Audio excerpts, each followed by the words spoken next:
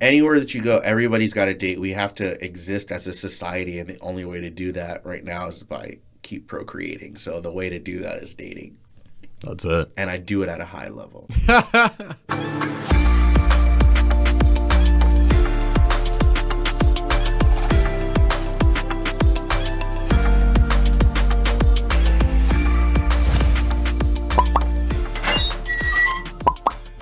Thank you so much for tuning into this episode of Profession Session. My goal with this podcast is to expose you to incredible entrepreneurs so that you can hear more about the mindset behind their success, as well as some of the tactics that have allowed them to achieve the success. If you've ever gotten value from this, or if you get value from this episode, I encourage you to like, subscribe, and especially to share this podcast with as many people as you can so that it can help other aspiring entrepreneurs to have the kinds of success that these ones have had. Thank you so much and enjoy this episode. Yeah, well, I guess it all started in 1992 in the womb. Yeah, I had just emerged from my mother, and I was just like, man, I'm hilarious. How do I form words? What can I do to get people's attention? And all I could think of was wah wah, and that just carried me through. I remember my parents. It's a good line. Yeah, it was improv. It was off the top, but my parents really liked it. They were really receptive to it. They clothed, fed, supported me, all based off the strength of just that first paid gig. Yeah, just Nice. off of the strength of that comedic choice, and I really I stuck with it. So Nice. It was good. No, man. For as long as I can remember, for as young as I've been, I've always enjoyed entertaining people, making people laugh. I think that I needed to add some levity to my family.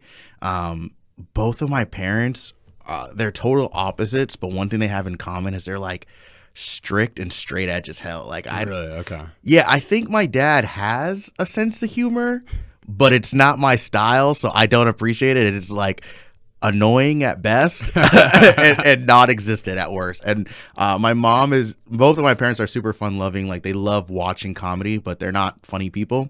My sister's too. So growing up in my house, it was kind of just like always heavy. Like real intense, like parents fighting, bickering, like me and my sisters just trying to get by or whatever. And I think just reading, I think Will Smith put out a book, and he was talking about like the different trauma responses you have to like a household like that.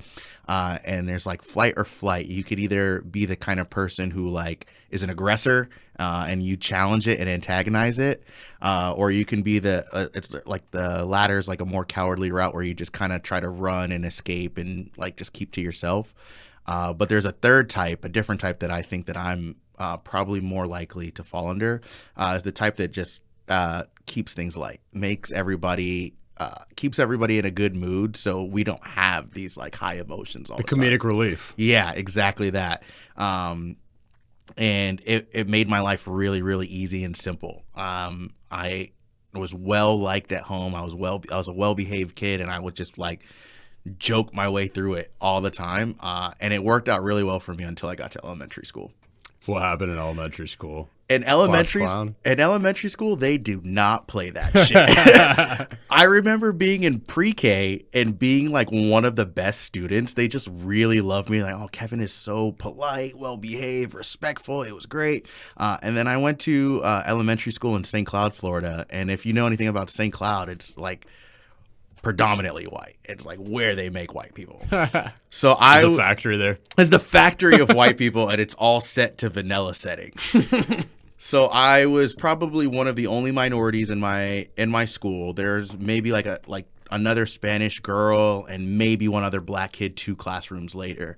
And everything that I did just wasn't received well. It was just like, I think it was just, it's a different culture. It's 2 cultures meeting up completely. And teachers just didn't want to have anything to do with me. At best, they were like, Kevin is disrupting our class. He's distracting everybody. And at worst, he's indoctrinating them into like all these adult themes that they shouldn't be knowing about. And you knew about did you have older sisters? Yeah, I have 2 older sisters. How much older? One is 9 years older than me, and the other one is 4 years older than me. Okay. And so we had big gap. Huge gap, and we had one TV in our house. So when I was like, hey, I want to watch Barney or Arthur, they're like, no, we're watching Dawson's Creek, Charmed, and Buffy the Vampire Slayer tonight. So I'm watching all of like this PG-13 teenage like rom-com shit, and then like on top of that, I'd watch TV with my parents, and we'd watch like Martin and the Fresh Prince. And if you've ever watched Martin, he's just constantly cutting on people. He's roasting people, cracking on people, and I was like, yeah, I want to be that guy. I want to be that. And every elementary or middle school has like the kids that are like the plug for adult information. Yeah. Sounds like that was you. I remember there was like kids that just knew everything, and you were like, you just knew too much. Yeah, just too much. And everyone wants to know it. So that's how I became like accepted. I think I'm like an anomaly in the sense that I was really nerdy growing up. As much as I watched Martin and all these other things, I was also like obsessed with Pokemon. I was a huge Dragon Ball Z guy, Power Rangers. I remember getting cracked on in school, like in 1st or 2nd grade. They're like, you still watch Power Rangers? That's a baby show. I was like, this is made for our age demographic. And so I would watch that stuff. And what other people, I guess, got put in the nerd or dork category, I didn't fall into that because I also had like, I was like one of the best dressed kids. I was one of the kids that was like, I wanted to be Will Smith from The Fresh Prince. So just imagine like 8-year-old me coming in like with my collar popped up and a pair of like shoes with no shoelaces, and I'm just like snapping on people in the lunchroom. It was crazy. And then playing your Game Boy Advance. Playing Game Boy, I'm like, I got all the best Pokemon. I have all 150. Like, they're like, yo, who is this guy? He should be a nerd, but somehow he's getting by.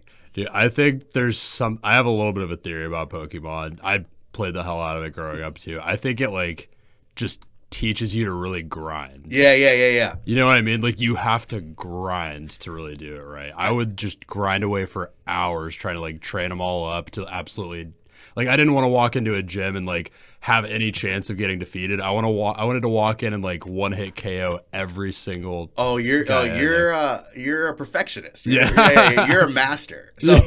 So I would say that I am a jack of all trades, but a master of none. I do everything to this day with exceptional average behavior. So when I played video games, I played all the Pokemon, but I was never the guy that was like, oh, hey, I have to trade my Graveler with you to become a Golem. I got to get all these Pokemon. Like, I was just like, yeah, I play, and I'm pretty decent, but I'm not the best, but I'm also not the worst. Yeah, and you're in the game. Bro, that's me with everything. I was like a C student. I would just like do bare minimum to get by. But you do it all. I do it all. If you name it, I do it, and I try to keep my hands in every single pot, or I did growing up. What's the biggest struggle in being a jack of all trades? The constant imposter syndrome. You don't ever feel like you deserve to be anywhere because you're just like, yeah, I know a little bit about a lot of things, but I'm not like a master by any level.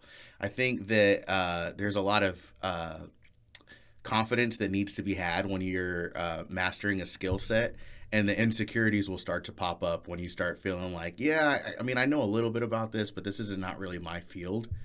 So I constantly felt like, hey, do I deserve to be here? I think I even feel that way now in some of my endeavors. Where's that shown up in comedy throughout the years? Like, tell me about kind of the milestones that you've gone through over the years. It's been about 5 years, you said? Yeah, so I've been doing comedy inconsistently since 2016. I started in 2016, and then I took a couple years off, and then I've been rolling since right before COVID, about 2019. And imposter syndrome shows up all over the place. I think I have deep-rooted insecurities when it comes to who I am and where I'm at in comedy. Sometimes I feel like I should be further.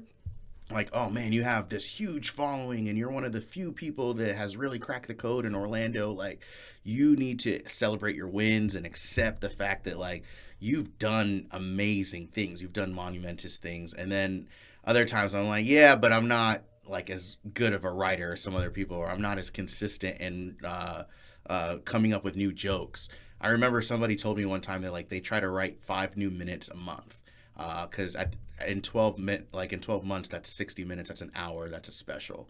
That's a pretty quick pace for a comedian in general to have an hour every year, right? Like Yeah. that's like exceptional. That's much, right? exceptional. That's somebody who is working on their craft at the highest level, and they are really utilizing comedy at their full potential.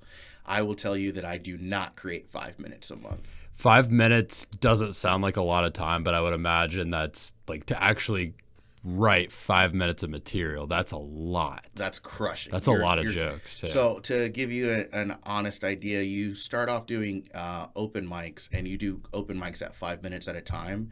And when we say 5 minutes of crushing, that means like every 10 seconds you're getting a laugh. If it's a story, maybe every 30 seconds. But you're consistently keeping your audience entertained and informed. And that is a extremely difficult thing to do month by month. So I still am, like, I have a 45-minute set right now. I could probably do an hour with crowd work, and I'm doing jokes that I wrote 3-4 years ago. Yeah. So yeah, there's some new stuff in there, and I'm fortunate that a lot of my material is storytelling. So I have the ability to kind of spread it out longer. But bro, that's so much comedy. What goes into good storytelling? What does it take to be a good storyteller? I think relatability is the most important, and likability is probably second. I think somebody will listen to you for a long period of time if you're likable. Dave Chappelle said, "If you can't be funny, be entertaining." So if you're likable and you're telling a story that's relatable, it will be entertaining. And I think within that, exaggeration is great. Misdirections are great. Telling somebody a story that they haven't heard before is fantastic. As much as we're different as human beings, I think we all have kind of a similar lived experience. So you telling me the story about how you got your dog or how you met your girlfriend is like pretty cliche. We call it hack in the industry. Yeah. But if you can create a twist and you can make something that we didn't see coming, and it's believable and it's likable, then it's funny. What's your least favorite premise you've ever told a joke on that did the best? Oh man. I actually hate the bread and butter of my openings. But I think I have to do it. I have to address the elephant in the room. So in my personal life, I don't really talk about race very much. I don't care as much as I might lead on in my stand-up. But what I noticed when I first started doing comedy is that the rooms are really divided. There's a lot of urban rooms where it's like predominantly black people, or there's a lot of white rooms where it's predominantly white people, and then it's like older white people. So what I was seeing is people that were around my age and people who look like me were having a harder time telling jokes in front of white people or these white rooms. And I just wanted to address the elephant in the room. Like, okay, I'm the only black person in this room. Everybody else in here is like an old white person. You guys look like all 44 of the 45 presidents that we've ever had and their mistresses. So let's talk about that first. And then I build from there. I'm like, okay, I like white people, but this is what you guys do to piss me off. And then I created what I call a South Park mentality, where it's like, okay, if I'm going to make fun of white people, I need to make fun of everybody.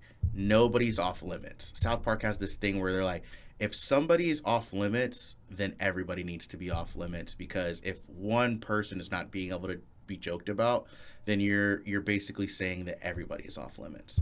So I build my set like, okay, I'm going to start off with the big one. This is the elephant. But now let's talk about Hispanic people. Let's talk about how black people do this. Let's talk about the LGBTQ plus community. Everybody is going to get it, and everybody's going to feel like they're a part of the show. And it's going to be done with intentionality and love. And then from there, my set just kind of builds off of that. So I guess to circle back to your question, I hate that I talk about race up front, but I felt like it was the one thing that I could do to break the barrier. It's like an icebreaker, kind of. Like, and to be relatable. Because so many people do it, and I don't like the way that they do it. It's like adversarial almost. I've noticed that, yeah. Yeah, and that's not where I'm coming from with it. Like, cool. Like, we all know you're black, I'm white. It's like, it's been told 1,000 times in 1,000 different ways. But like, what I'm trying to do is like, yeah, we are this, but we have way more in common than we really actually realize. So like, let me give you a hard time for a couple moments, but then you'll watch me for the rest of the time. I'm going to give myself a hard time for the majority of the show. The majority of my act is going to be about how I ain't shit. And then we'll build from it. So what do you think are the qualities that you have that have allowed you to succeed in comedy? Man, so this is just kind of like a toot your own horn podcast. A little bit. Like, yeah, what do you do that makes you the shit, bro? Like, yo, you're so great. Why don't you tell us forgot about the that? second half where I break you down. Build you up to break you down. That's our society. I love it. I think self-awareness is really important to me, and it's a quality that I look for and that I'm attracted to in friendships and relationships and business. You have to know your strengths and weaknesses, and you have to know what your flaws are. I think a big strength of mine is that I am self-aware, and I have like a natural charisma and charm about me. I don't see it in a lot of people, and I'm a really harsh judge of comedians, which is weird because I'm also really supportive. I think that anybody can win at comedy if they're consistent enough. There will be a lot of comics that are not so good, and people are like, oh, they should just quit. They should stop. And I'm like, no, don't ever tell anybody that. Like, they just haven't found their voice yet, or they haven't found their audience.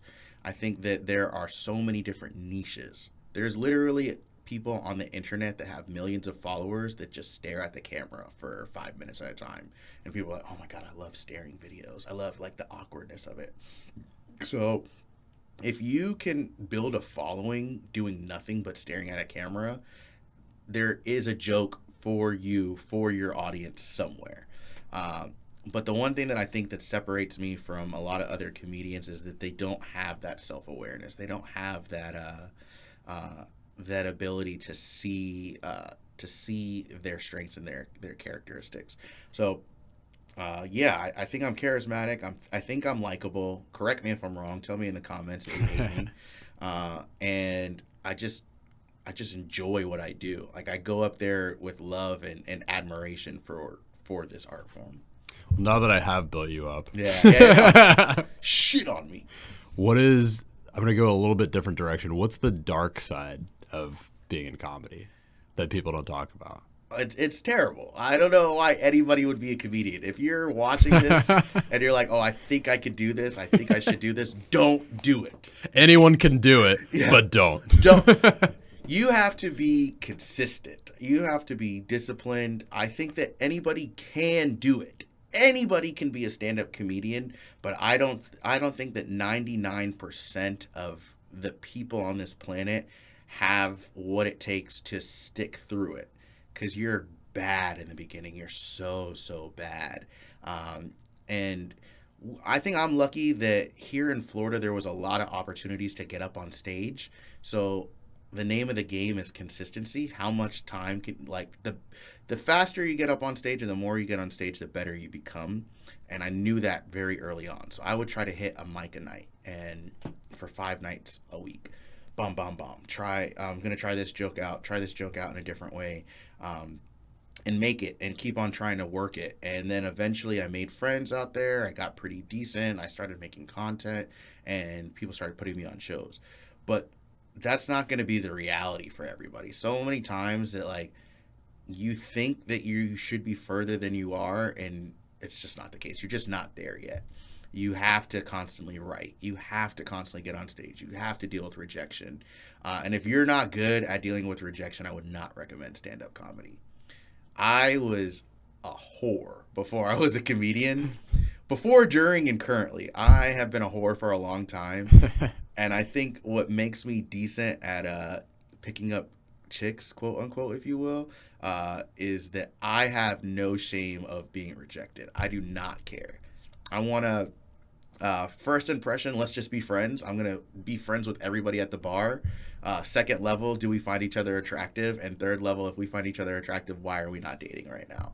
And that's just my mentality of how I go through it. That's even how I make friends. I just cut it down 2 steps back. Like, I'm never going to find out if we're attracted to each other. You don't need to. I don't care if you think I'm cute. Well, we could be boys. We could be friends. Where does that come from for you? Why are you good at facing rejection? Where'd you learn that? I think that I just dealt with rejection growing up a lot. I think being like one of the only people of color in a predominantly white school, I was not expecting everybody to like me. And whenever it didn't happen, I was okay with that. I think that also, if I'm being truthful, I don't think that my parents like me. I think that they love me. They are so supportive. My mom just came to New York and surprised me. That's awesome. And showed up at one of my shows. My dad called me to wish me good luck before I got on stage. Like, my parents love me to death. This is not like a woe is me moment. But growing up, I definitely felt like I was in the way and I was an annoyance. And I truly, truly felt like these people don't like me. And that's okay with me. Like, they feed me, they clothe me, they take care of me. But there was never a like, hey, I want to hang out with Kevin today. Like, I wonder what Kevin's up to. Like, they would invite me into their world to do what they're doing, but they would never like step into my world. Like, I just want to like hang out with you on your level. And I think that's important growing up, like for somebody to take interest in the things that you care about and the things that you like. So if I felt like the people that I'm closest to don't even truly accept me for who I am, like, why do I care who else does? And I also think there's a numbers game to it. A lot of times, like, in my mind, I'm just like, a lot of people like me. I'm a pretty likable person. So if I find somebody who doesn't, or if I get rejected, I'm like, oh, the numbers are still in my favor. Yeah. Yeah. I'm like, oh, I think most people like me. I want to ask you kind of a hard question here. You talked about consistency. You quit for 2 years. Yeah. What happened there? Because obviously you made it back, which is awesome. But what happened there, and how did you overcome that? So I didn't think that I was a real comedian my first year in. I would go to one particular open mic, and they had it twice a week, Tuesdays and Thursdays. And I would go twice a week and hang out with the other more established comics. And I quickly kind of became friends, became like a well-known face. I would get on some showcases. And I started moving up the ranks. And then there was this guy who had been doing comedy for like 40 years at a high level, but he would always go to the open mics every week. And he had opened for like big names like Tommy Davidson, Bernie Mac, all these different people. And he was just somebody I idolized. He actually just recently passed away. Rest in peace, Genesis.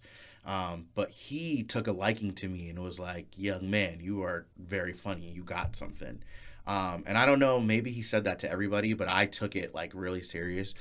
So I would just try to hang out with him as much as I can and some of the other people in his circle, and I would make them laugh off stage. I was like a comic at an early age, so like probably wasn't that great, but just the fact that I was making them laugh was huge to me. And he ended up putting me on a show. He had his own show, and he's like, I want you to host it. And here's what we're going to do. I'm going to sell tickets for $10 a piece. Every ticket that you can sell, I'll let you keep the $10. So I ended up selling like 25 tickets. And I got paid really well for somebody who had only been doing comedy for a year. But the one thing that I did not do was practice for that show. So this is the first time that people are coming to see me in Drolls. The room probably fit. And they paid money that's coming to you. The room probably fit 40 people, and I brought 25 of those 40 people. So it's all my people. Yeah. And all the comics are like, yo, Kev, you did that. And all of the people are like, oh, I'm so excited to watch you perform. And it's a terrible idea for somebody who's never done or hasn't done comedy long enough to try to do that. Because I went up there and I ate shit, bro. I was so bad. Like, I kept on saying to myself, oh, I'll write stuff. I'll write jokes by that time. They gave me like 3 months. It was like I had a long time and I just wasn't preparing. So I went out there and tried to like improv, and then it didn't work. And I tried to do some of the stuff I did at the open mic, and it was like cringe funny. And then I got off stage. And the thing as a host, after you bomb, you have to bring up people who are better than you. and they do good. And then you have to get back on stage every time in between to bring the next person up. So people are like, God, get this guy off the stage. You got to constantly go back up there time after time after you just finish sucking. Like, and it's so bad. So everybody else on the show was amazing. They had and there was one other guy who had been doing comedy just as long as me. And he's actually doing really good. Shout out to Sean Philippe. This dude is super hilarious. But we had both been in the game for about the same amount of time. And he murdered that night. He had a fire set. And so I'm like, this night couldn't have gotten any worse. And people were coming up to me afterwards. They're like, oh, you did such a good job. And I'm like, no, this is terrible. This is so bad. So I might have done maybe 1 or 2 shows after that, but I was just so mortified that I did that I was just like, man, I'll go to the next mic. I kept telling myself, I'll go in 2 weeks. I'll go in a month. I'll go in 6 months. And before I knew it, it was 2 years later. And I had still been telling everybody, I was like, oh yeah, I'm a comedian. I'm a stand-up comedian. And they're like, oh, when do you do shows? And I'm like, oh, I don't have anything right now. And I was working in a corporate job. It becomes a vicious cycle at that point. Yeah, and it was just fear more than anything. It's like going to the gym, and then you had a really bad binge where you just ate poorly for a while, and then you just stop going. Mm-hmm. You still pay a membership at that gym. You're still a gym person, but you're just not going. And I just wasn't going. So I had a job. I was working in corporate in Maitland, and I made this huge excuse for myself. I was like, all of comedy happens in Orlando. I do shows I do work in Maitland. I have to go back to St. Cloud where I live to work out, and it doesn't make sense for me to have to drive to Maitland to Orlando, back to Maitland to Orlando. So I was like, I just can't do comedy. I wish I could, but I can't. I see. Okay. And then eventually... It was an excuse. It was a super excuse. It was a super sane excuse. Eventually, I just wasn't happy in the job, and it wasn't something I wanted to do. So I actually quit my job to do comedy again. Yeah, I was making pretty decent money, and I was just like, this is just not what I'm called to do. And I was talking to somebody else who was not a comedian but kind of in the industry, and they were like, you can get booked for commercials, you can drive Uber or Uber Eats or something, you can do something to make money on the side, and then you could really be working on your craft, so you should do that. And it sounded like a really good idea in theory, so I was like, oh yeah, I'll just be a comedian. I'll just quit my job and be a comedian. Meanwhile, you haven't done it in 2 years. I haven't done it. I don't have any connections. I don't have any way to be a comedian. But fortunately, right as this happened, COVID-19 happened and the pandemic 2020 starts, and nobody's working anyway. Everybody's laid off. Nobody has jobs. And I literally just coasted on that for 6 months probably. Started doing mics. There was mics. They were kind of semi-regular. And the name of the game at this time was content. Mm-hmm. All of the people who had been doing comedy 2 years ago with me, they were now going viral on TikTok and Instagram, just making sketches. And they were doing this thing where they would just talk to themselves and they'd be multiple different characters. Yeah, I saw some of that. Yeah, so And then there's all these little shows and series. I remember Andrew Schultz got huge during that. Yeah, exactly. People really blew up during COVID. So you'd wear 5 shirts, 1 pink, 1 red, 1 yellow, 1 black, and you'd be 5 different characters. Mm-hmm. And I was like, all of my friends are doing this, or my comedian peers. I was like, I could do something like this. Yeah. So I just started making content myself, and it was bad. It was terrible, but consistently there. And then I was doing some shows, and I was still able to bring people to shows, which kind of set me apart from other comedians. And bro, 5 years later, this is where I'm at now. It's like, yes, I'm doing this regularly and I'm doing it full time. So what hits harder, getting complete silence or getting bad reception at a show, or getting trashed on in the comments for your content? I would say a show is way worse than content. I expect there to be trolls online, and I don't think the trolls, in my personal experience, they don't come until my videos start going crazy. Yeah. So whenever I have 50 or 60 likes on something, there's no trolls there. It's just it's almost like the silence is worse. Mm-hmm. So when my video does 100,000 views and then people are like, this is shit, this is crap, I'm like, well, 100,000 other people don't think so why do I care what you think? And thanks for the engagement. Yeah, thanks for you're helping me. You're helping my algorithms. It doesn't happen like people think it happens on stage. Like nobody's really mean to me. People are just kind of supportive or they're quiet. I've never been booed. I've never had a "you suck." I never had anybody come up to me after the show like, "Oh, I didn't enjoy that." I've had like some critiques or people like being offended by the comedy, but like I'll take that like all day long. It's just kind of case by case, but the silence is maddening. Definitely. it's so crazy when you crack a joke and you think that like you're knocking it out of the park, and then everyone just kind of looks at you, and then you're like, oh. Yeah, that's awful. Yeah, there was a very humbling. There was a point in time, and I think that all comedians do this. Like when I wasn't as seasoned, I would acknowledge it. I'm like, okay, so that didn't work, and then that would get a laugh because they're like, okay, he's acknowledging the awkwardness.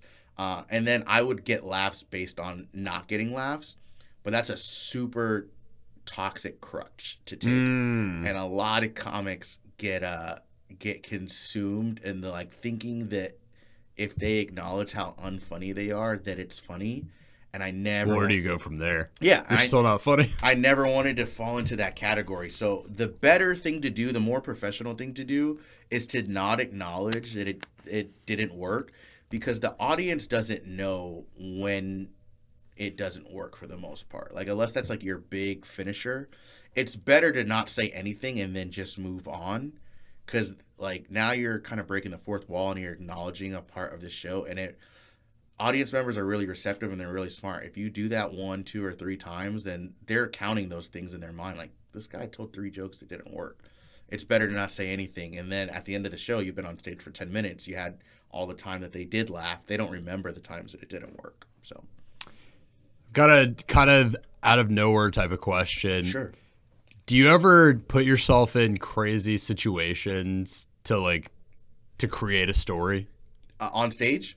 Just in life? No. No? No. I think I have a lot of reverence or respect for guys who do that. I think there is a whole generation of people who just bring out their camera or hang out with their friends and try to create moments content-wise. And I think that I've been fortunate enough that I have a pretty interesting life as is. So I don't try to fish for that type of thing.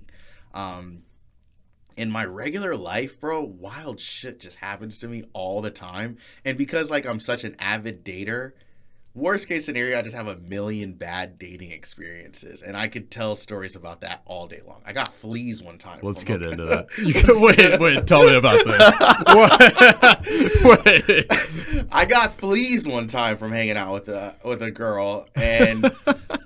and, like, you can't make this kind of stuff up. So, like, why would I ever... like go to the middle of was she an Australian Shepherd? Right, exactly. No, this do you want to hear the story? Yeah. Okay.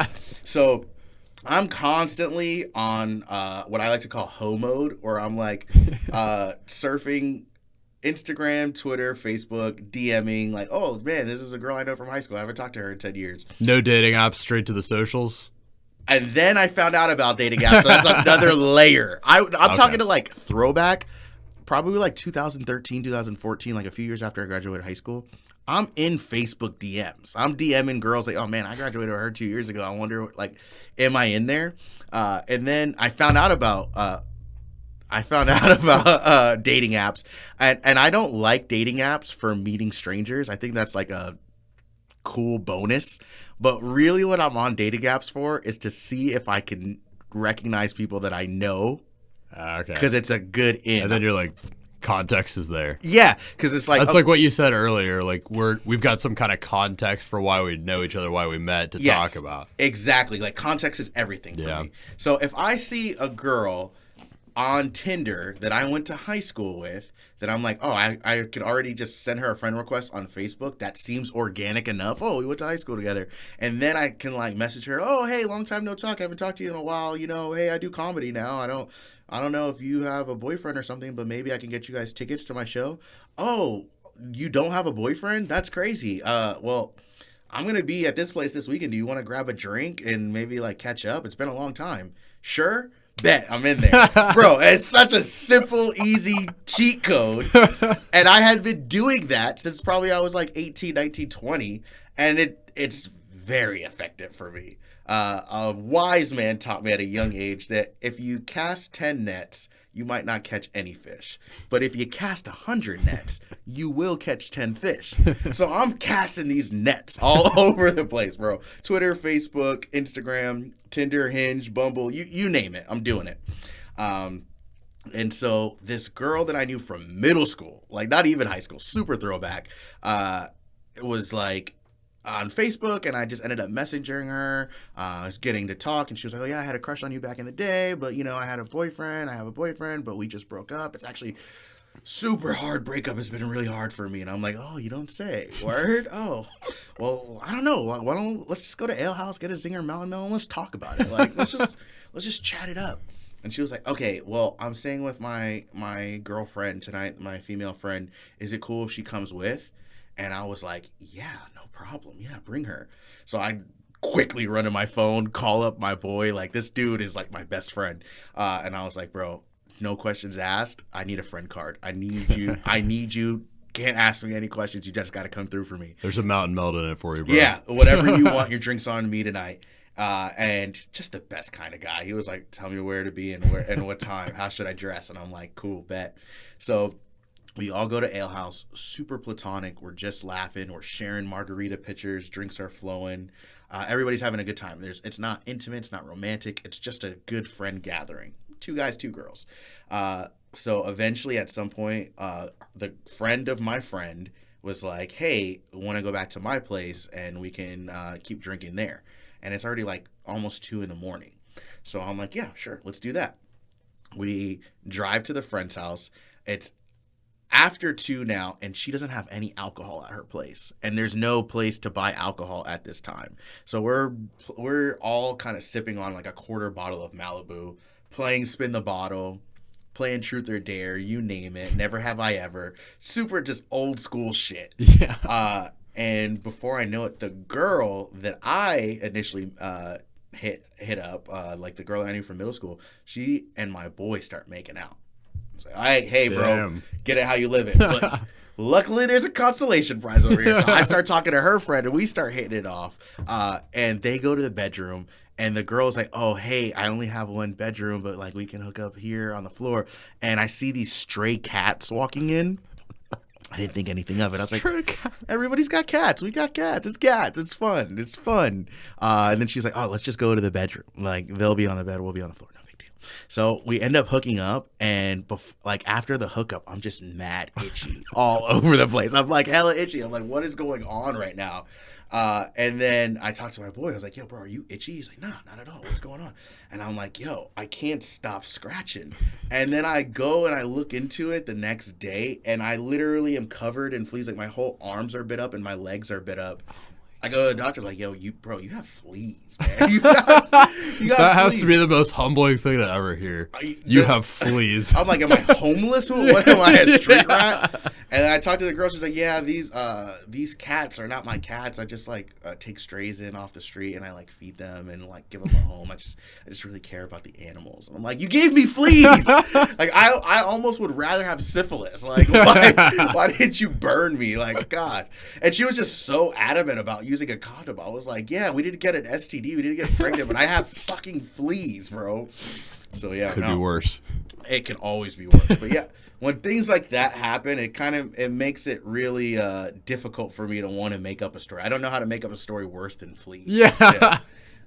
They just happen naturally. What do you think it is about you that gets you in those situations? I think that I'm a whore for a good time. I'm just if I'm really being like full transparent, I think I just have like this natural desire to be liked by women. I think ultimately it goes back to the whole my parents don't like me, they love me type thing. When I didn't get that type of attention or affection growing up that I wanted, that I think I desperately needed. So I constantly looked for it in other places. And there's like no better feeling for me than knowing like this girl's attracted to me. This girl's interested in me. I'm interested too. Let's make something happen out of it. And I think that I became friends with a lot of dudes, and I became kind of admired in their eyes of like, this guy is fearless. He'll talk to anybody. He'll go up to the bar. He's kind of like the wingman's wingman. He's good at it. So like, I kind of want to be around this guy. So I think just from getting that type of validation from guys and getting that kind of like acceptance from women just made it's like another reason that you do stand up. I think there's like a lot of ego involved in it. I think there's a lot of narcissism involved in it. We were talking about that a little bit. I wanted to get into that. That's a take I had never quite heard before, but tell me a little bit about like how you came to realize that, like how you put that together personally. I think that I think in order to do any art form, there has to be like a strong level of narcissism. I think best case scenario, you really just need to believe in yourself and have the confidence that you can put yourself out there for your art. But at a high level, at excellence, you have to believe that you can be the best, because anybody can paint a picture or anybody can sing a song. But what separates you from all the other millions of people that are doing it? There's like a level of narcissism that comes from you thinking that you can earn a lifestyle or you can have a career in this. Like, otherwise you would just be doing it as a hobby, or you would just be doing it for like casual experience. And I don't think that anybody who does it at that level does it at a high enough level. What I will say is I think that narcissism gets a bad rep. I think that we're in the age of mental health, and there's so many of these trigger words or buzzwords like gaslighting and toxic and narcissism and ego and all these other things that in extreme are terrible. Like anybody who's a narcissist at the most extreme level might be dangerous or volatile, but everything is decent in moderation. And I think that you need to have some level of narcissism in order to really do an art and do it at a high level. So as a comedian, I think I'm extremely narcissistic. I think I have a huge ego to just want the likes and the views and the following and the fans and the admiration. There has to be a level of like, bro, like your ego, how bruised is your ego that you need all this, that like food, water, and shelter is not enough for you. You have to be liked as well. You have to be loved. And I crave that, bro. If I don't put out content every few days, I start itching like I got fleas. I start feeling like, oh my gosh, like, you're like, is that girl around here somewhere? Yeah. Do people like me? Do people even want me around? And then I start thinking like, man, this is probably why I'm single. Nobody likes me. I ain't shit. And then you just build up all of these like stories in your head of like how you're just garbage. So I'm like, I gotta constantly keep working. I gotta get on stage. I gotta get people to like me. I gotta get people to laugh. And I'm constantly chasing the high of the last show. You're only as good as your last time on stage. So now that I'm good enough to keep getting on stage, like I had a great show Sunday, but I haven't done comedy in 2 days, and I'm like jonesing, like, yo, I gotta get back on stage. Orlando's gotta see me again. I gotta do a show out here. So yeah, it becomes like an addiction almost. What's the destructive side of that, and how do you check it? I don't think that I am a master of my addiction by any means, so I probably am not the best person to check things. I am really destructive and self-destructive in the sense that if I'm not doing good in comedy, or if I'm not doing stuff constantly, I feel like a failure. So I'm constantly making content. I talked to somebody in New York recently, and they were like, you put out 3 or 4 clips a week? That's outrageous. That's crazy. How are you doing it so much? And I'm like, other people are doing it more than me. Some people are doing 2 clips a day. Like, I don't know. There's just so, like, it's subjective how hard you work. Work is up to you how much you can do. And I feel good that I do maybe 5 shows a week, but other people probably look at that like, what is that? Like, I do 2 shows a night, or I try to get up on stage. I travel further for shows. I'm driving to places, but I just try to do enough to feed my ego. And right now it is sustainable, but I don't know how long it is sustainable for. I'm so afraid, definitely afraid of burnout. I'm afraid of like hating this one day, and I don't feel that way now, so maybe it'll never happen, but there's definitely a fear in the back of my mind of like, can you do this forever? Can you be consistent? Can you be creative for as long as you need to be until you can become famous? What does it mean to you to be creative? Like, how do you put yourself in that headspace if you're not? Like, if you're struggling to get in it, does it happen naturally for you? So I've had to deal with creativity more now that I have this viral series on TikTok and Instagram. I never felt pressure to be creative before because I was just like, whenever I think of something, I'll make it, and who cares, right? Like, I'll just do it when I feel it. But now I feel like people are waiting for videos. So if I don't make something in like 4 or 5 days, I'm like, I'm letting people down. 30,000 people followed me, and I owe them. I have an obligation to keep them entertained. So it's hard for me. Like, creativity, sometimes I don't know what to talk about. And the other problem that I have is that I have like sponsors and promo now. So people will reach out to me and be like, hey, can you make a video promoting my business, my venue, my thing? And I always say yes first because, like, I guess, like, the greed of it all, of like, you don't want to say no to money. But oftentimes I don't know how to promote their shit. And I have no idea, like, how do I make a video about a festival, like, and be funny and creative? I'm like, yeah, I could tell you about the festival, but is that good enough? Like, so I'm like, okay, and how do I mix that in with other content? Because I'm not just making a video about this. I also have to talk about the skating rink or the venue downtown, the restaurant. Like, how do I make all of these things cohesive? And it takes a lot of creativity to be like, not only do you have to write a script for this video, but you have to make it cohesive, and you have to make it to the point that this specific demographic will be interested in the whole 60-second video. So yeah, it's definitely a new challenge for me, but it's been a lot of fun. It's been rewarding. I can only count on maybe one hand the number of times that I've had writer's block that I couldn't think of anything. And then eventually I just leave it and come back to it, and it will come. But mostly in the mornings, I wake up and like, all right, these are the these are the 3 places I have to talk about today. What do I know about them? And then from like there, I can start like improvising and writing more. And I write so much more for content than I ever had in stand-up. And it's weird because I think that I'm afraid of the scrutiny of my peers in comedy, where I don't have that in content.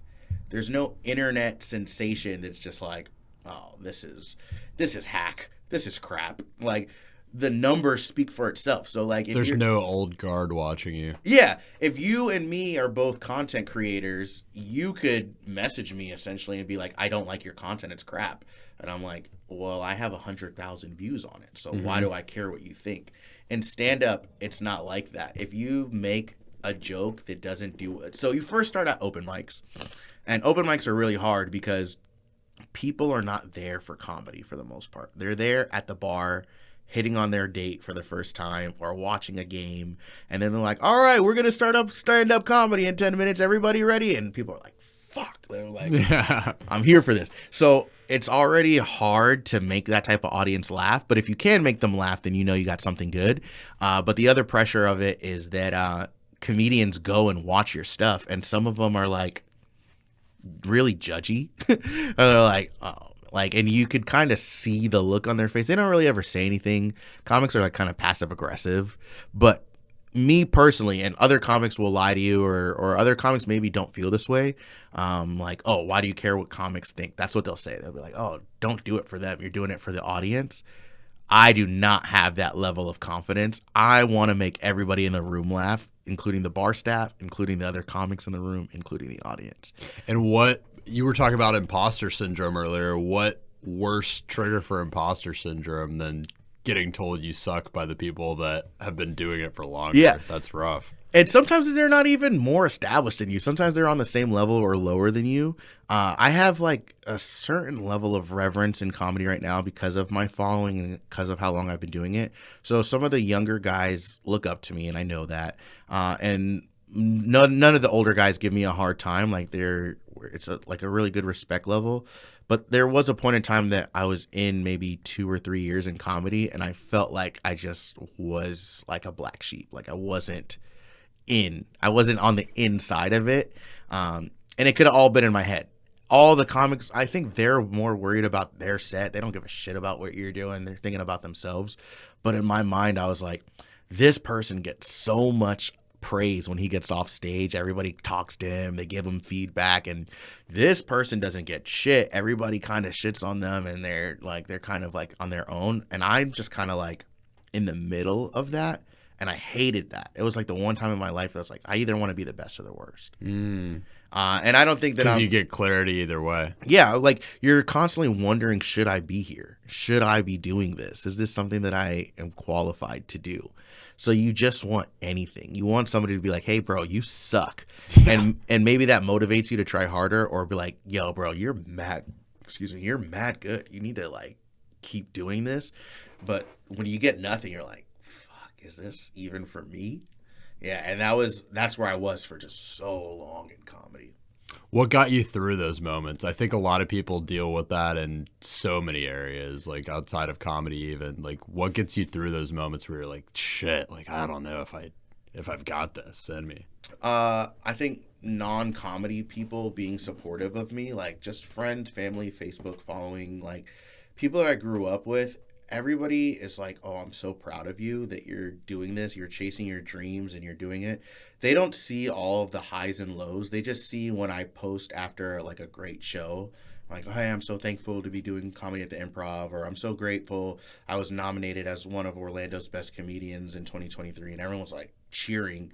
But even before I had any of those accolades, I would just post content or post stuff from my shows. And I think because comedy is such a rare career, that people have like this deep rooted admiration, like, wow, you're chasing your dreams. You have the courage to do this. I could never. I'm so proud of you. I'm so impressed. And just getting that from like regular people really spurred me on. And it also made me not want to stop, because I'm like, I'm kind of like, people are sort of vicariously living through me, maybe. Mm-hmm. And I'm like, I'd be letting people down if I don't master this. I have to master this, because they all think I'm great. They all think, oh, he was so funny in school. He was so funny at work. He's going to be the next big thing. I have to do it. I can't like let them down. Do you think you'll expand beyond Orlando and beyond Florida more and more? I know you just got back from New York. You were there for your first time. It sounded like it went really well. Congrats on that. Thank you. Do you think you'll kind of run with that? Yeah. My goal when I started doing comedy was to be the best comedian in St. Cloud, and then be the best comedian in Kissimmee. Take over Orlando, be the best comedian there, and then the state, and then the country, and then the world. It seemed like something that was pretty feasible for St. Cloud. I was the only comedian. I think Kissimmee too, and then happens immediately. But even still, even if I am the only one, I don't feel like I'm the best until I can acknowledge that I'm the best. So now, yes, I think that I am Osceola County's best comedian. I don't know how many others are out there. If you're in Osceola County and you're a comedian, you're better than me. I'm sorry, but I'm the best. And Orlando, I'm not the best, but I'm on track. I'm on track to do what I need to do. I want to be the best comedian out of Orlando. And then Florida. I want when people think of Florida comedy, they think Kevin. Kevin Hart is from Philadelphia, and when I think of comedy in Philly, I think of Kevin Hart. That's what I want to be for Orlando or for Florida. And then the country, bro. I just want to take over. 1 year from now, imagine this. You're looking at yourself in the mirror and you're saying, I believe that I am the best comic in Orlando. What had to happen to get you there? I have to be a consistent headliner that is selling out shows. I gotta do the Orlando Improv. I have to headline that on my own. I gotta headline my own independent shows, and I just have to be a household name. I gotta be recognizable. I have to be a comic that can go to any comedy club in the country and at least get booked. They have to know who I am. If I want to go to Seattle or New York or Wyoming or Austin, Texas, my following from the internet and my stand-up should be well enough known that even a booker who's not from here could be like, yes, that's Kevin. Of course, I know Kevin Deane. He's huge. You told me off air that you were going to New York and you had basically negotiated that like they were like if you can get 4 or 5 people in the door, like you did a great job, like that's what we would kind of need from you. And you got like what 25 people in there. Was that kind of a sign for you that it's time to expand more? Yeah, I didn't know what to expect with New York, and there is this kind of reverence that I think I have as a comedian because all of the greats go through New York. New York is like the holy mecca of comedy. We have the Cellar, we have Gotham, we have all of these shows where like, man, Eddie Murphy, Chris Rock, Andrew Schultz, all these people are going and making a name for themselves. Jerry Seinfeld are making a name for themselves in New York. So if I go to New York, I have to be the most professional. I have to be the best. I have to represent Orlando in the best way. And honestly, I probably could have gone to New York 2 or 3 years ago at my comedy level and got booked on the shows that I got booked on this past weekend. I think that I put it too high on a pedestal, and I'm much further in my career than what I sold myself for. So when I went this time, 5 years in, I should have been on showcases where I could feature for 10, 15, 20 minutes, and I should be recognizable because I have the following to bring people, I have the material, and I have the talent to get me that far. But I just thought in my mind, well, if all of the best people come from New York, I got to start at the bottom and work my way up. So I did learn a little lesson a couple months back. In May, I went to Dallas with no prior networking, and I only was able to get on open mics. And no disrespect to open mic comedians, but I'm better than open mics. So I said next time that I travel to another state, I'm not going to do that. I'm going to at least get on showcases.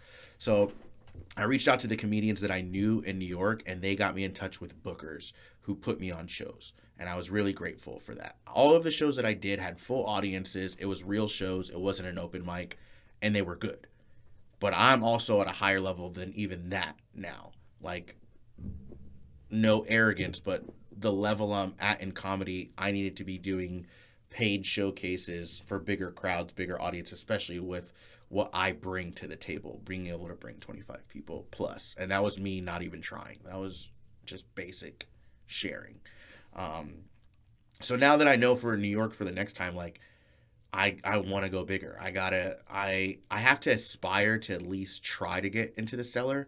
Maybe it doesn't happen. Maybe it's still not there yet, but at least try, and then from there work it. Instead of trying to go from the bottom to the top, go to the top to the bottom and figure out where I'm at. Because maybe I'm not good enough to get to that level yet, but it's better to kind of shoot for the stars and land on the moon than being at the level that I was at and feeling like I'm too big for these bridges here.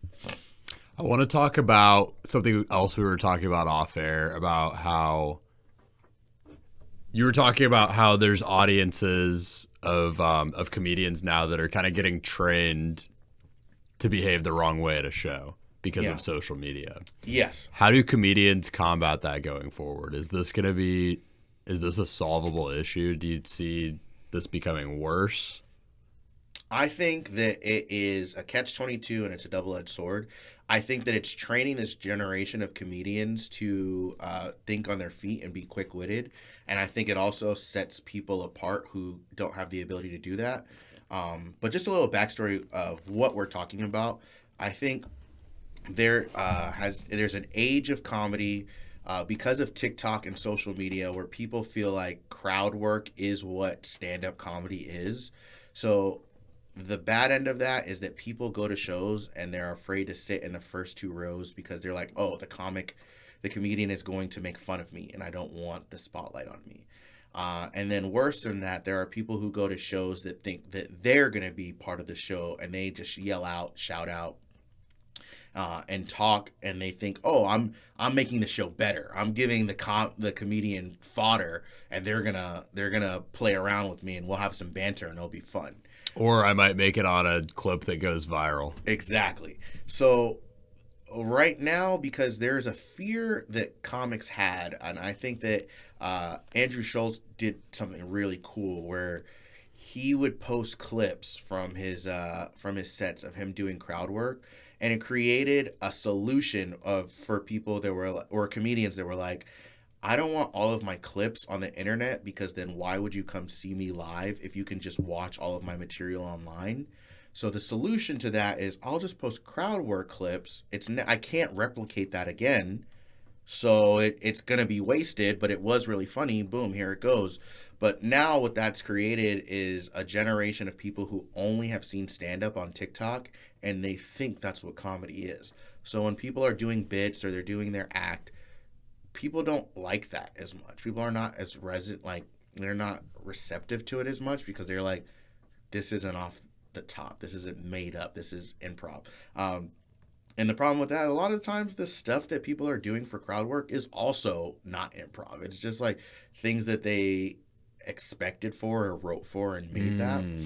And it's just creating I think a really dangerous dynamic in comedy where people are expecting a certain thing. But the beautiful side of that is that I can do that shit. You can still take advantage of it. Yeah. I love quick-wittedness. I love improv. I'm really good at crowd work. And if it doesn't work, I have my material in my back seat, in my back pocket. But I think that I don't think that there's a solution to it. I think for as long as we're in this microwave age of wanting instant gratification, there's always going to be that. And I think that good comics will just kind of stand out. They're like, your material will be your material. Your core audience, I think, as a professional comic, is not the whole world. You have a bunch of people who like Jerry Seinfeld, and then a bunch of other people that don't get that humor. And for every person that you meet that loves Kevin Hart, you'll meet 3 people that are like, oh, he used to be good, but I don't like him anymore. He's too mainstream. He's whatever. And I think the makings of a good comic is somebody who has a niche and a core audience, and they come for that. And then it doesn't have to be all the other stuff. I think you make it as a really good comic when you have a niche. Well, comedy is something that resonates with everyone. And if you do the math, if there's 1 million people that like your stuff, there's 8 billion people in the world. Yeah. That's literally it's that much of a percent of the world that it takes to have 1 million people that love your stuff. That's how much there's an audience for everyone. There is literally an audience for everybody. There is somebody on the internet that is going viral right now just drinking a bottle of water. They're like, every day at 3 o'clock, I post a video of me opening a bottle of Dasani and I drink it. And people come for it, and they've gotten thousands upon thousands of views drinking water. There's a whole demographic of women that do nothing else, and they're not showing off their body. I'm not talking about OnlyFans girls. They just are eye level with the camera, and people are obsessed with their eyes, and they watch them every day consistently. So how much more can you, comedy is an art form, and it's a craft. Your comedy is good enough to develop a niche. You will find your audience if you just stay consistent. The guy who shouts and screams about Ghostbusters, that's his whole material. His whole set is just shitting on the Ghostbusters franchise. There are 1 million people who would love to hear nothing more than you just be like, yeah, Dan Aykroyd's a fat bitch. I hate him. Cool, bro. Do that. Just do it consistently and do it for you. Don't do it for the following. I remember I was I'm a huge Arthur fan. You know, the PBS show Arthur with the little meme of all of that. I grew up on Arthur, and I think I might be the only guy who fucks bitches and also likes Arthur. But I just was watching it one day as an adult while I'm working from home. It was just like, like comfort in the background, and I was getting annoyed with they have like this in the middle part of Arthur where they talk to kids in like elementary school. Now a word from us kids, and I started a series called Now a Word from Me, where I just shit on them for a minute. I just talk so much shit about all of these kids in the Arthur show, and I just like made fun of them, and I made it for me. I didn't think I had any Arthur followers or Arthur fans. None of my friends watch Arthur. And the video got like 500,000 views on TikTok. And I was like, oh shit, this is a series. Boom. So I just started making these videos regularly. I'm like, I had no idea that there was anybody in 2023 who cared about Arthur or even knew what I was talking about. I simply just made a video because I wanted to make the video. That is a niche of a niche of a niche. Talking shit about the kids in the little mid-roll of Arthur. Yeah. And they have that for everything. It exists. Like you can literally make a niche video about the X-Men animated series franchise, about freaking High Noons. If you wanted to make a series about why High Noons are better than Truly but not as good as White Claw, bro, people would tune into that. And they're like, oh my God, my girl loves High Noons. Mm-hmm. And they send that shit to everybody in their group chats, and next thing you know, you're freaking viral, bro. I'm like internally kicking myself right now because me and some friends did like tasting parties for a while of all the new Truly flavors. Yeah. We should have just made TikToks like rating them.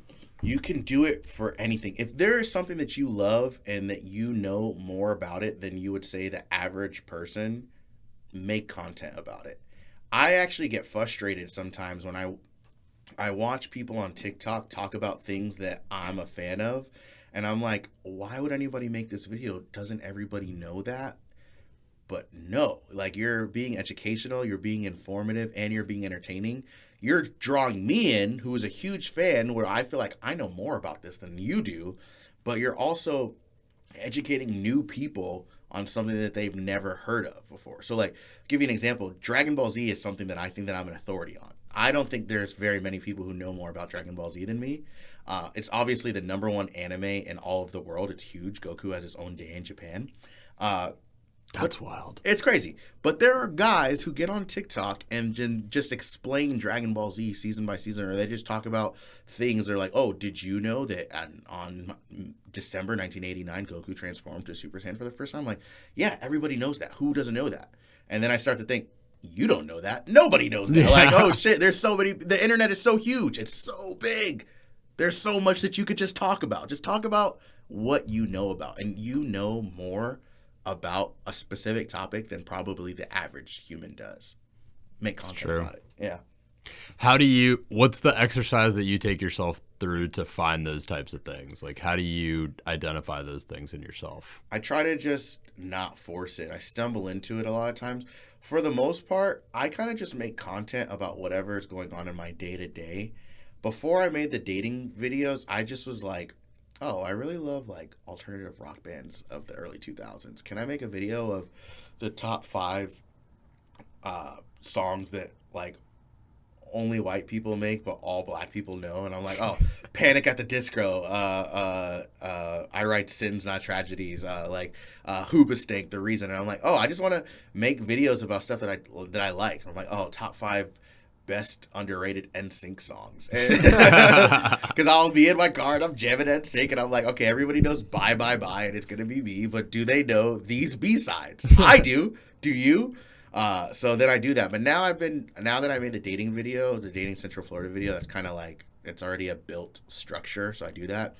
But that happened, I just went on a shitty date in St. Cloud and I was like, I hated this, I have to talk about it. So I made a general video and it took off. It worked. Do you have any ideas for how that show might evolve?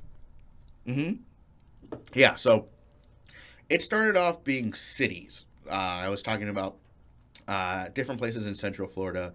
And then when I ran out of cities to talk about, then I started talking about places in those cities, like restaurants, venues, other places that I frequented regular. Those worked. Then I was like, okay, we can break down places even more. Restaurants. How do we do restaurants? And ultimately it's dating. So I'm like, any place that I've ever been out on a date can go into this video. And any place in Florida can be qualified. So ultimately I felt like I was just going to keep doing Central Florida and then broaden out. Now I've done a lot of South Florida and other places. So I guess the goal next is to go to more places, figure out how to do more Florida, And then hopefully it will build at the same time as me traveling for stand-up. And as I do shows in these different states and cities, I will either make promo before or during while I'm out there and be like, oh, well, this is what it's like in Alabama, dating in Wyoming, dating in Georgia, dating in wherever I'm at. And then people across the country will be like, oh, well, he's coming to my state. He made a video about me. I have to go see him while I'm out here. Or he just came from my state.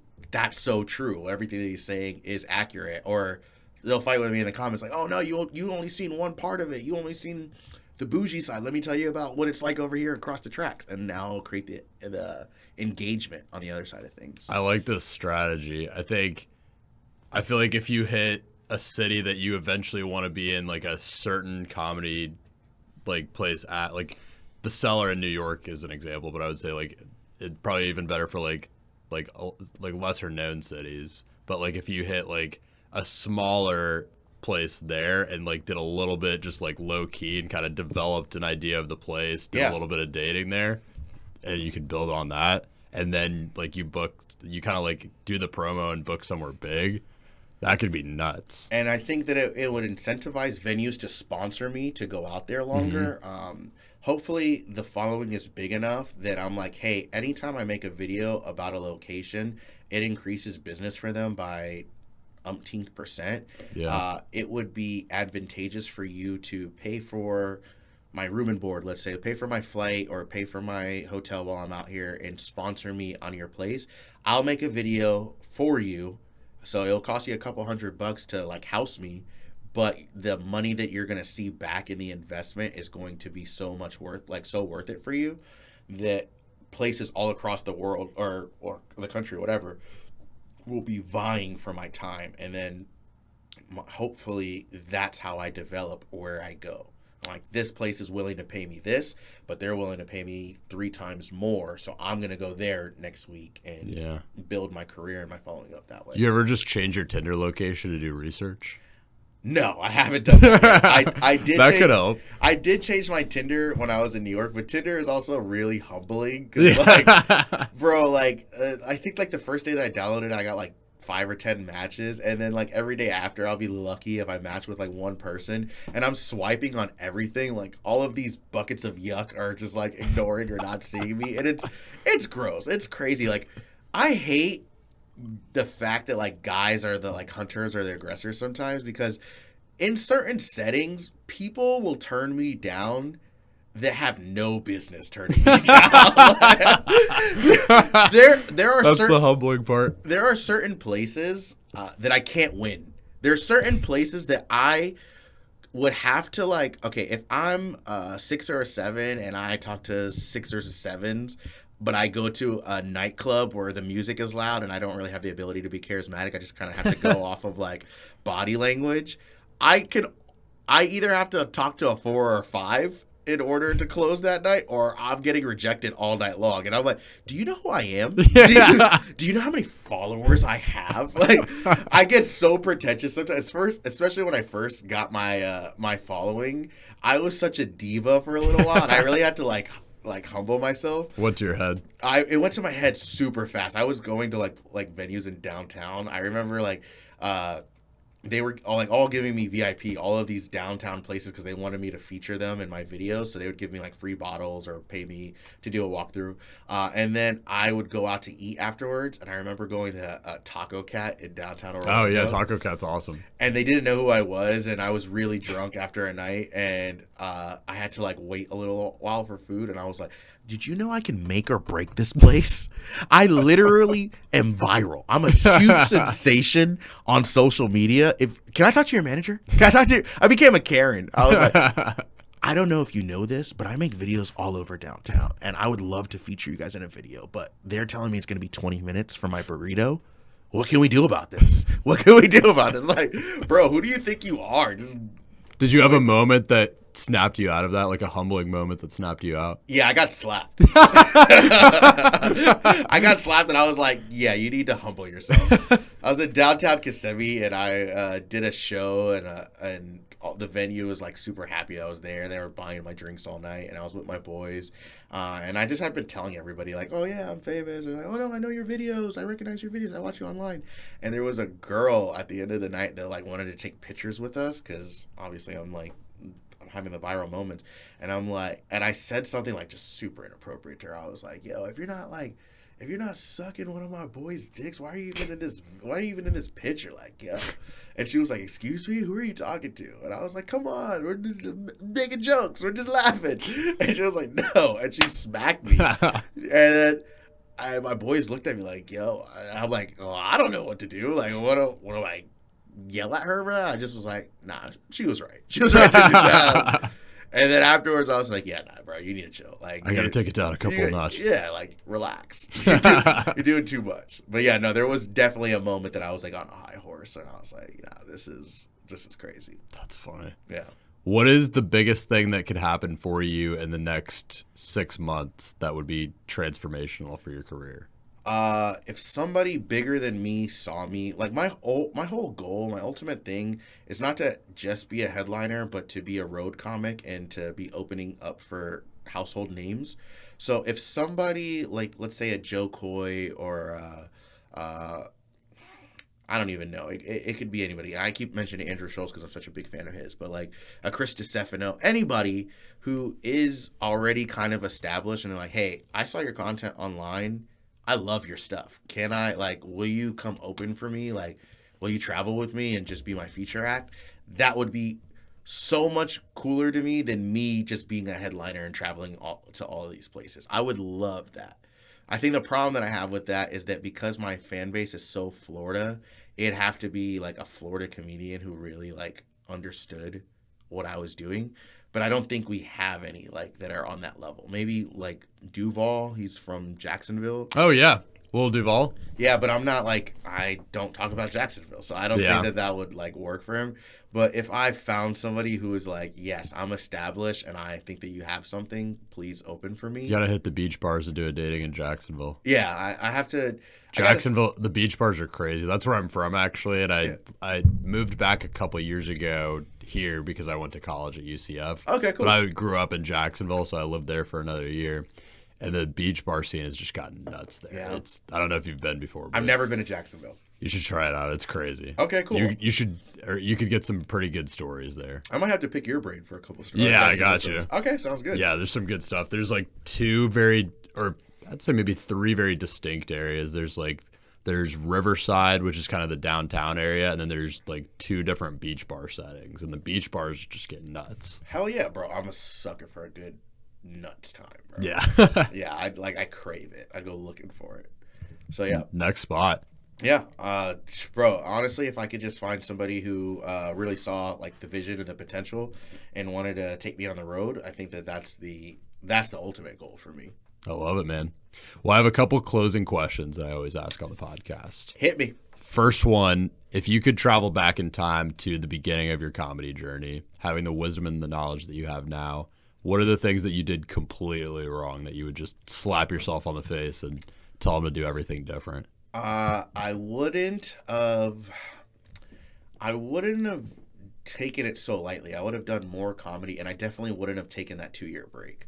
I would have never stopped. I would have just been more consistent. I think that's the one thing that I like beat myself up about. I think I'd be further along if I hadn't stopped that. More consistency. I think that applies to everything. Yeah. It sounds like you're finding it now. Like you've totally found it. I mean, you get like a couple big wins and catch some momentum, the series and everything. Yeah, right now there's nothing that can stop me. There's nobody that could tell me that this is not what I was called to do. This is what I want to do. Like all setbacks aside, like this is what I have fun doing. I love it. I'm good at it. People reach out to me for advice on a regular basis. I reach out to other people. Excuse me. There's just such like a great community for comedy, and I feel like I have family in comedy now. So this is definitely what I want to be doing with the rest of my life. I'm glad I asked about the vision for the show too, because it's so cool hearing just like how big the vision is. Yeah. Like how far along you see it, and like how big you're thinking.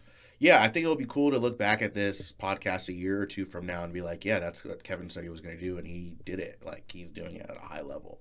I think I was surprised that the series even did what it did.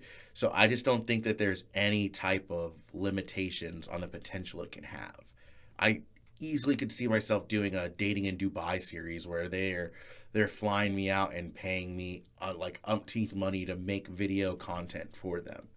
I never thought in a million years that venues would be calling me or emailing me like, hey, how much do we have to pay you to make content for our location? And this is just the beginning. So Yeah. quality of the video is going to get better. The jokes are going to get sharper. And I think there's no way that I can't be a consultant for advertising or like at a high level be like just make ad space. Like, and that's worst case scenario. Just be like a comedy writer for promo. But best case scenario, like I'm making my own content and doing that at the highest level for everyone. The dating space too it's so good that you got your series so big in that, because that applies to everything. Like, you're able to have such a big vision because it applies everywhere and anywhere that you go. Anywhere that you go, everybody's got a date. We have to exist as a society, and the only way to do that right now is by keep procreating. So the way to do that is dating. That's it. And I do it at a high level. There you go. That's a little soundbite. And my last question for you. So the show's called Profession Session, and simply just, what does it mean to you personally to be professional at what you do? I think that just having care in your craft, taking pride in your work. I think that's something that my mother instilled in me at a young age. Like, everything that we did, it was like, your handwriting is not good enough. Like, you need, like, take some pride in your work. And that's what I try to do in my comedy. Like, I am my toughest critic. Every night that I get off stage and people are like, oh man, you killed that. I'm like, yeah, no, I stepped on a punchline. I didn't like one of there's choppiness in the audio of my content that needs to be better next time. Like, so I'm always striving for the best quality product, but I also have to remember that perfectionism is not the same as excellence. And I think that a lot of times we become perfectionists, and that's actually a negative quality. So I want to focus more on excellence in 2023 and 2024 and less on being perfect. Love it, man. Thank you so much for coming on. How can people find you? You can find me on everything at Mr407Kevin. I actually have a website now, so that is huge for the business, Mr407Kevin.com. And all of my plugs are Mr407, MR407Kevin. That's Twitter, Instagram, Facebook, YouTube, and TikTok. Awesome. And that's a podcast.